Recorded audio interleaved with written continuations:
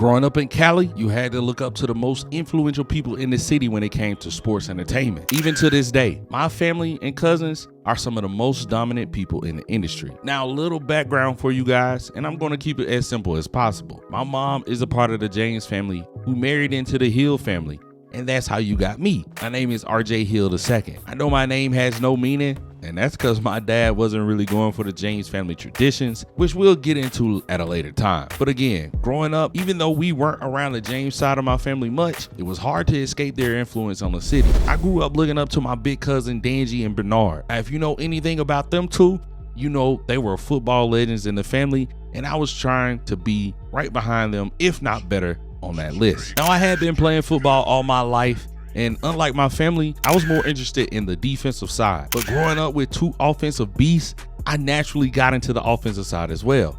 So because my coaches saw how talented I was on the offensive end, but I still really wanted to play defense, I played both sides of the ball. It's my senior year. I'm 6'4", and due to Danji's influence on offense, I play tight end. On the defensive end, I'm playing D-end or D-tackle, whichever the coach needs.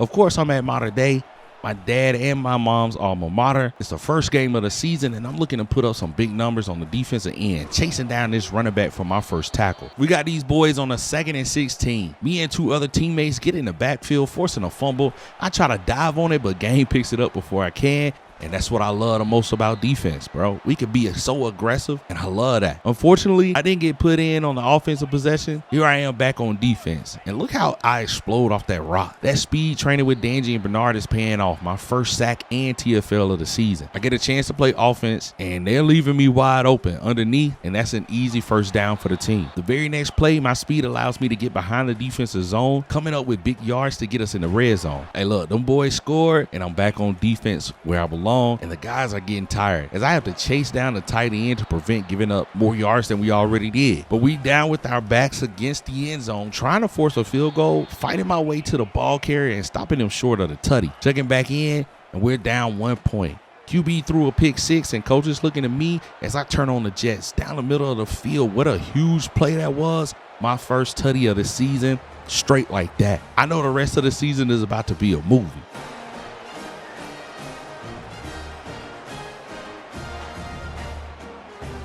Unfortunately, our secondary crumbled, and we're down 1 again. 27 seconds left in the third, and the zone is getting destroyed. QB finds me down the seams. I'm trying to get out of there, but I'm not the fastest James in the family as I get tackled on the 32-yard line. A few plays later, I'm back in looking to put up another tutty. This time, I'm streaking across the middle of the field, getting to the opposite side, leaping into the end zone, putting my body on the line for this team early in the season and let them know I'm all in. But that was the first game of the season. I had 6 receptions, 192 yards, 2 touchdowns. On defense, I had 6 tackles and 4 TFLs. Next game is against Bishop Gorman, and the guys are on one as we're starting the game, getting into the backfield, already putting doubt in this QB's head about how this game is about to go. But that next drive, I guess bro got his confidence back as they score before we do on a quick option play. I'm on the field, 4th and 10, and coach wants me to get another drive going. Easy pickup for me down at the 40. A few plays later, it's a toss-up designed for me because I'm on a smaller player, and I go up and get it. First touchdown for the team and me, hoping to tie the game up. 14-7, I'm back on that line.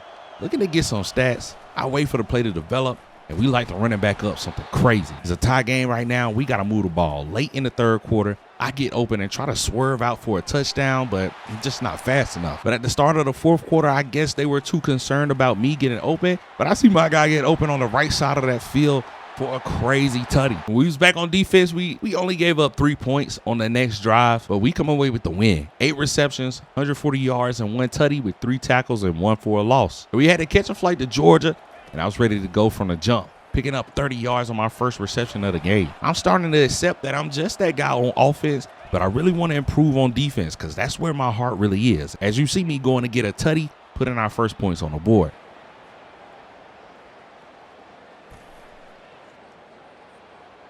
Like, I'm really that guy when it comes to offense, and that's what majority of my scholarships are coming from. But I really enjoy playing defense and hope to at the next level. But we end up beating Buford barely. Only one tackle that game, but I had 2 touchdowns. Back home, and I really want to get going on defense as soon as possible, coming through with a big sack on 3rd and 18. They don't score on that drive, but they did on the next, and we need to respond as I'm converting on the 3rd down, moving the chains, probably doing a little too much dancing. I'm back on 4th down, and I was too anxious to score. I tripped after catching the ball. Thought I had that one in the bag. I got to lock in. Coach gives me another opportunity, though, on 3rd down to run the same route, and it was the same results, except this time I make the catch in the end zone, tying this game up. 48 seconds left in the game, and coach wanted me to put this one away right now. Too slow and too tired, I found my way open down the field, and just when I thought I was good, Goofy hauled me down at the 1-yard line, destroying my hopes of a nasty walk-off tutty. But our coach is petty and allows me to do it anyway, considering they called a timeout after I was tackled on the last play, and boom, I'm back in for another one before we walk off the field winning this game. Big 111 yards in the air, 2 tutties, but only 1 tackle this entire game. We got Duncanville today, and there was a lot of talk between us. I'm starting strong on defense again, this time with a pass deflection off the line. 2nd quarter, and they had the ball on the 15. Coach wants a big stop right here, getting that stop for a loss of 3 yards. But on 3rd and 5, that hard work is pointless as the secondary gives up a touchdown that puts Duncanville on the board first, and the boys are yapping on that field. Fast forward, it's a tie game, and we want to score before half, and unfortunately for them, they're in zone. And I fan out to that right, using all my speed. I got a couple of steps, and I'm diving in to make sure I get this tutty with no questions.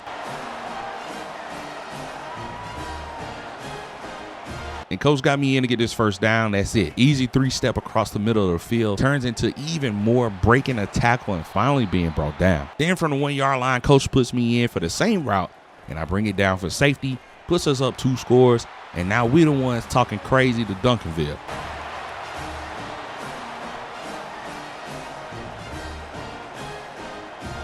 28-17, man. I told y'all, coach was petty because here I am again, catching another one for another touchdown just to rub it in their faces, to really let them know there is no debate about who's the best high school football team in the nation.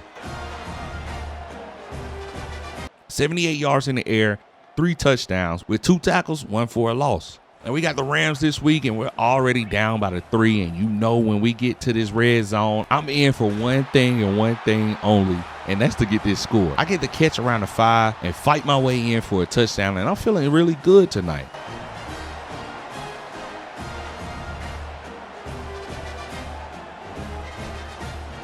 But that feeling wouldn't last too long because we ended up taking the L, and my stats were trash. Only 17 yards for 1 touchdown and 4 total tackles, which leads us to one of our biggest games of the season against none other than IMG Academy. Another one of those teams that was doing a lot of talking prior to the game. This game was really the fight for the #1 position, and we wanted to make sure we made a statement tonight. A lot of eyes were going to be on this game, and I wanted to make sure I impressed on defense tonight. I had to work overtime. And aren't I the guy to get us going, though? From the 15, I got my eyes on the end zone, drag across the middle of the field, I secure that rock, make a move, and stumble my way into the end zone. And if you could see the looks on them boys' faces, you wouldn't know what I already knew, and that is they were just not ready for us. And when I say they weren't ready, on 3rd and 3, QB thought I was going to rush him, so he made a quick pass, but what he didn't see was me drop back in coverage, and you know I'm catching that one. I tried to turn on the Jets, but it just wasn't enough. Crazy play. And that's exactly what I needed to happen with all the scouts watching.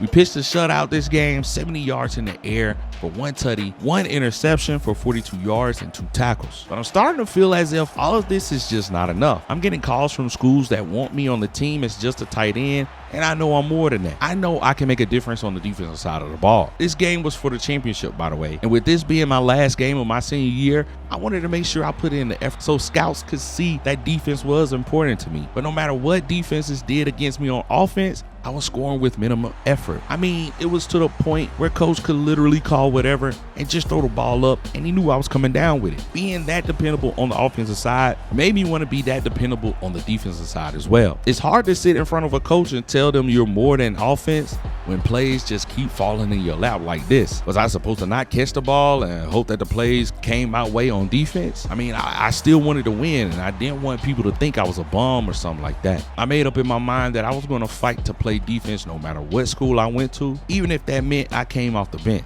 I would be more than happy to at least have a chance to show I was like that off the line. But what happens next, I wasn't prepared for. Of course, we won this game dominantly. 152 yards for 6 tutties, 3 tackles, and 1 for a loss.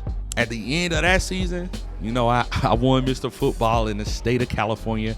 I had plenty of scholarships, but every coach I talked to was not really interested in splitting my time on the field.